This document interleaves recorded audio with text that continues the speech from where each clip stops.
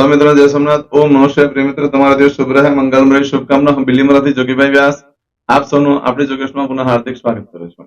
મિત્ર, આજ રોજ જોઈશું આજનો શુભ પંચાંગ. આજે તારીખ છે 10/9/2024 ને મંગળવાર.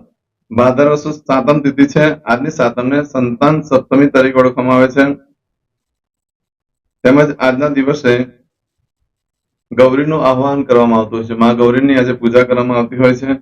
ગણપતિ સાથે ગૌરીનું સ્થાપન થતું હોય છે અને એનું વિસર્જન પણ પાછું થતું હોય છે.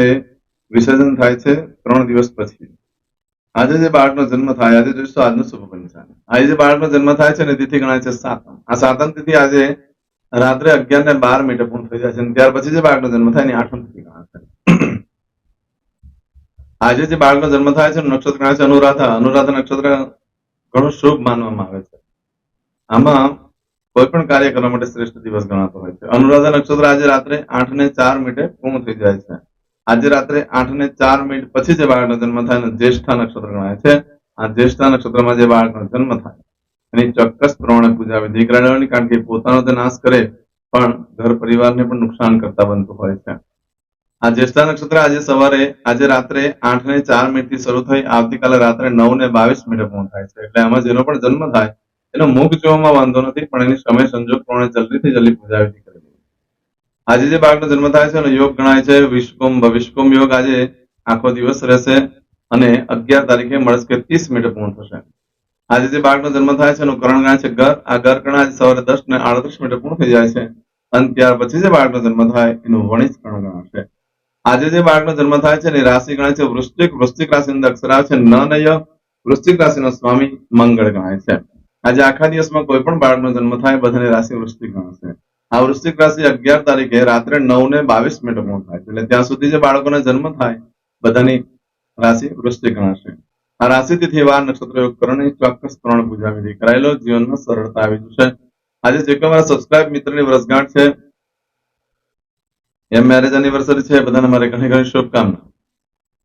તમારા જીવનમાં ખૂબ પ્રગતિનું થાય ભગવાન ગણેશને પ્રાર્થના કરું છું. આજે તો મંગળવાર છે. આજે ગણેશજીના મંદિરે ખાસ જવું જોઈએ. આજે ગણપતિ દાદાને લાડુ ધરાવવા જોઈએ. ગોળના લાડુ બનાવીને ધરાવવા જોઈએ. બધા બુંદીના રેડીમેડ લાડુ ધરાવે છે, વાંધો નથી, એ પણ ધરાવાય, પણ ગોળના લાડુ ખવડાવવાનું ભગવાન ગણેશને બહુ જ મહત્વ છે. આજે 108 પાઠ કરવા જોઈએ. સંકટ નાશક સ્તોત્રના 108 ધરોઈ ચડાવવી જોઈએ. એનાથી ઘણું શુભ પણ મળે છે, કારણ કે નક્ષત્ર પણ શુભ છે, તિથિ પણ શુભ છે અને વાર પણ શુભ છે. આજના દિવસે જે કોઈ મારા સબસ્ક્રાઇબ મિત્ર છે એ લોકોની મેરેજ એનિવર્સરી હોય, વર્ષગાંઠ હોય, બધાને મારી ઘણી ઘણી શુભકામના.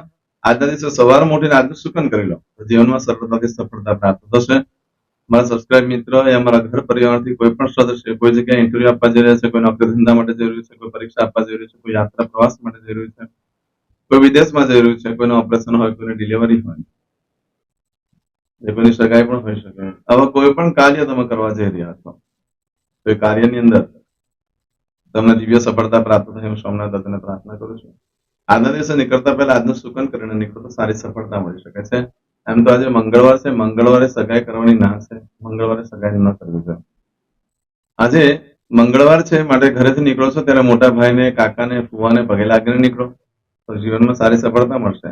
આજના દિવસે કૂતરાને ઘઉંની રોટલી બનાવી એ પર ઘી ગોળ લગાવી કૂતરાને ખવડાવી દેવું જોઈએ. એનાથી ભય, રોગ, શત્રુ બાધા પર વિજય પ્રાપ્ત થતો હોય છે. આજના દિવસે તમે કોઈ પણ કાર્ય કરવા માંગો છો તો તેના માટેનો શુભ સમય જોઈ લઈએ. તો આજે સવારે 9 થી 10:30 વાગ્યા સુધીનો સમય શુભ રહેશે.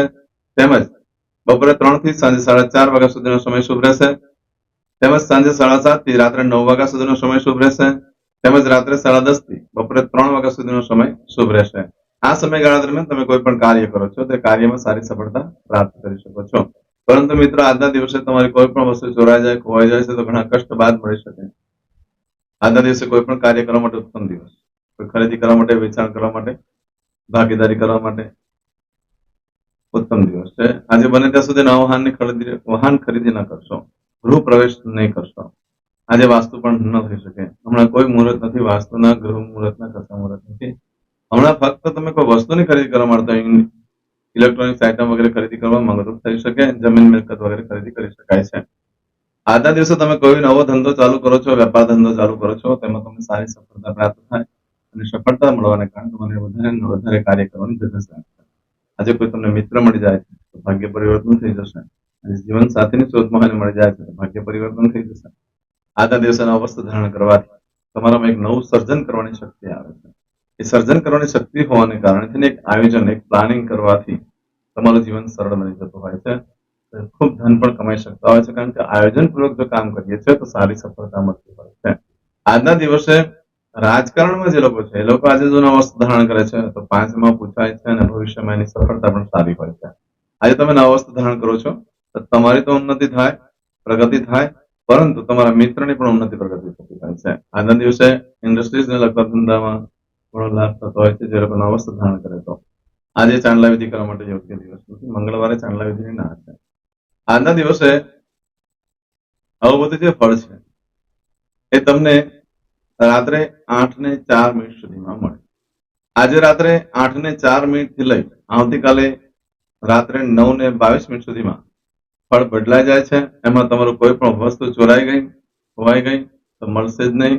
શક્યતા બહુ જ ઓછી, અને બને ત્યાં સુધી આજે કોઈ આ સમયગાળા દરમિયાન નવું કામ ચાલુ ન કરશો.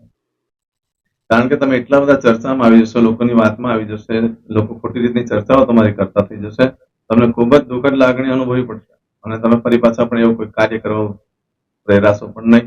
આત્મવિશ્વાસ દગી જશે. માટે કોઈ પણ નવા કાર્યનો આરંભ આ સમયગાળા દરમિયાન ન કરશો, ન ખરીદી કરશો, ન વેચાણ કરશો. યોગ્ય સમય નથી ને ભૂલમાં પણ નવા વસ્ત્ર ધારણ ન કરશો. તમારીમાં વધારે પડતું સાહસ કરવાનું, તમારામાં નવું વધારે સાહસ કરવાનું, વધુ પૈસા કમાવા માટે થઈને તમારું વર્તન થઈ જશે. એના કારણે તમે આંખ બંધ કરીને જેમ તેમ ધંધા કરવા જશો તો બહુ મોટી આર્થિક કપાટ લાગી શકે. તમે દેવામાં જઈ શકો છો, કર્જામાં જઈ શકો છો. આવું બધું જે ફળ છે એ તમને આજે રાત્રે 8:04 થી લઈ આવતીકાલે રાત્રે 9:22 સુધીમાં તમે જે કાર્ય કરો એનો ફળ ચોક્કસ તમારું ધ્યાન રાખજો. આજે કરશો આજનો સંકલ્પ, ચમચીમાં પાણી લઈ લો. અદ્યતન માસના માસોત્તમ પરમ પવિત્ર ભાદ્રપદ માસે શુભે શુક્લ પક્ષે સપ્તમ્યાયામ ભૌમવાસર વિત્તાયામ. હવે દરેક જણા પોતાનું સાચું નામ બોલી દો. તમારું ગોત્ર ખબર હોય તો ગોત્ર બોલી દેવાનું.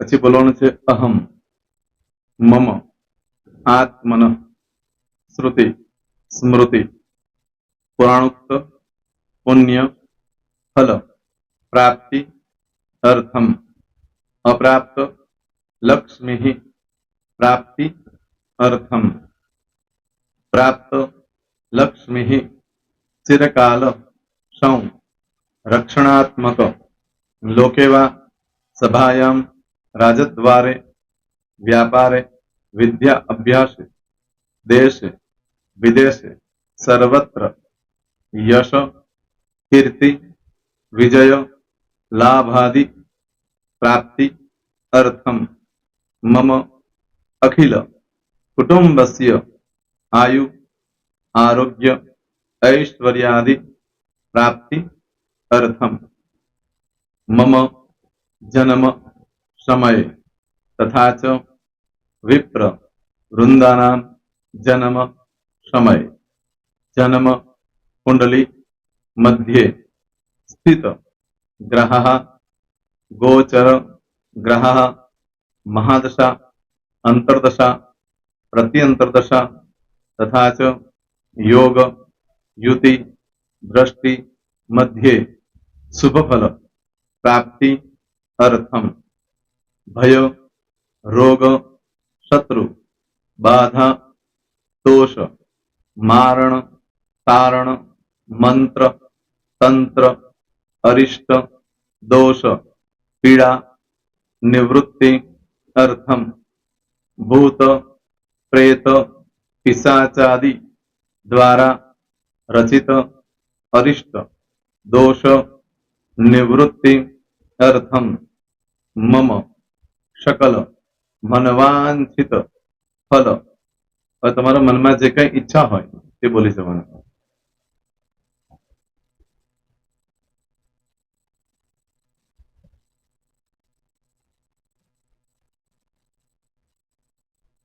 બોલવાનું અનુસારત સકલ મનવાંછિત ફલ પ્રાપ્તિ અર્થમ. હવે જે બરકતની પૂજા વાળા છે એ લોકો તો આ બધું બોલવાનું જ હોય છે. એ લોકો માટે કોઈ સ્પેશિયલ નથી. પણ જે લોકોએ હવે જે કહું છું તે લોકોએ જ બોલવાનું, જેના લગ્ન થઈ ગયા હોય એ લોકોએ બોલવાનું છે. મમ દાંપત્ય જીવન મધ્યે સુખાકારી પ્રાપ્તિ અર્થમ પુત્ર પૌત્રાદિ સંતતિ પ્રાપ્તિ અર્થમ. આ સંતાન પ્રાપ્તિ વાળા માટે પણ આવી જાય છે એમાં.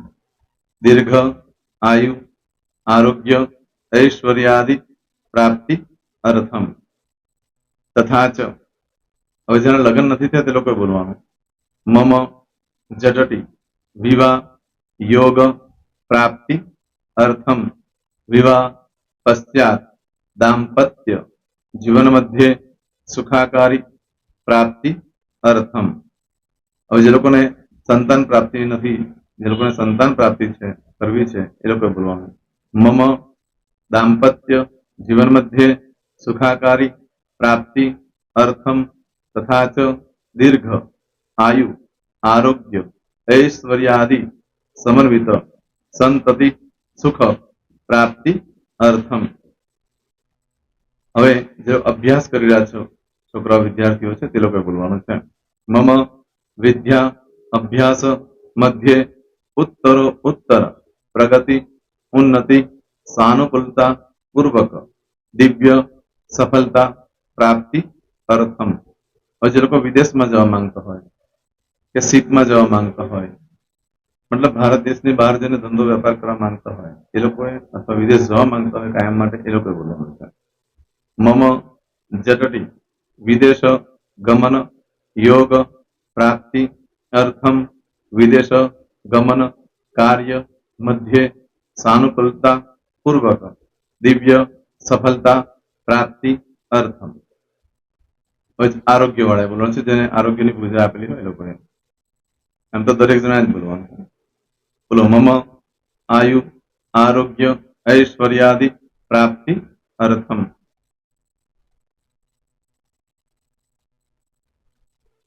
હવે દરેક જણા બોલવાનું. સકલ મનવાંછિત ફલ પ્રાપ્તિ અર્થમ અદ્ય દિને પ્રધાન દેવતાનામ નિત્ય દિન અનુસાર્થ પૂજન અર્ચન કર્મણિ અહમ કરીશ્યે. પાણીવાળી થાળીમાં પાણી મૂકી દેવાનું છે. હવે તમારી બધી પૂજા જે મેં આપેલી છે એ પૂજા થઈ જાય, અથવા તો તમે રોજ પૂજા કરતા છો, મારી પાસેથી નથી લઈ ગયા, એ પૂજા થઈ જાય પછી ફરી પાછી ચમચીમાં પાણી લેવાનું. અહીંયા વિડીયોને સ્ટોપ કરી દેવાનું. પૂજા પતે એટલે પાછું આગળનું કરવાનું છે. અહીંયા વિડીયો સ્ટોપ કરી દેવાનું અને પૂજા પતે એટલે બોલવાનું છે. વિષ્ણવે વિષ્ણવે વિષ્ણવે નમો નમઃ વિષ્ણુ સ્મરણ સર્વમ પરિપૂર્ણ અસ્તુ. એતાની ગંધ પુષ્પ ધૂપ દીપ નૈવેદ્ય તાંબૂલ પ્રદક્ષિણા સહિત પ્રણુ મમ સકલ મનવાંછિત ફલ પ્રાપ્તિ અર્થમ પૂજન અર્ચન પ્રિયતાન ન મમ. પાણી મૂકી દેવાનું, પાછું પાણી લેવાનું. પૂજન અર્ચન બ્રહ્માર્પણમસ્તુ. નીચે જમીન પર પાણી મૂકો, એમાં આંગળી ઘસી કપાળમાં તિલક કરી દો. કપાળમાં જમીન પર પાણી મૂક્યું છે એમાં. ત્યાર પછી ભગવાનને કહેવાનું કે હે પ્રભુ, આજે પૂજા કરતા કઈ પણ પ્રકારની ભૂલચૂક થઈ ગઈ હોય તો અમને ક્ષમા કરજો. અમે તમારા બાળક છીએ. પ્રભુ તમારો ખૂબ આભાર માનું છું. આજે મારી પાસે તમારી પૂજા કરાવી, મારી મનોકામના પૂર્ણ કરી. પ્રાર્થના કરી દો. જગ્યા પરથી ઉભા થઈ શ્રીનારાયણ ભગવાનને પાણી ચડાવી દો અને નિત્ય કર્મ જે કરતા હોય તે કરો. જય સ્વામિનારાયણ.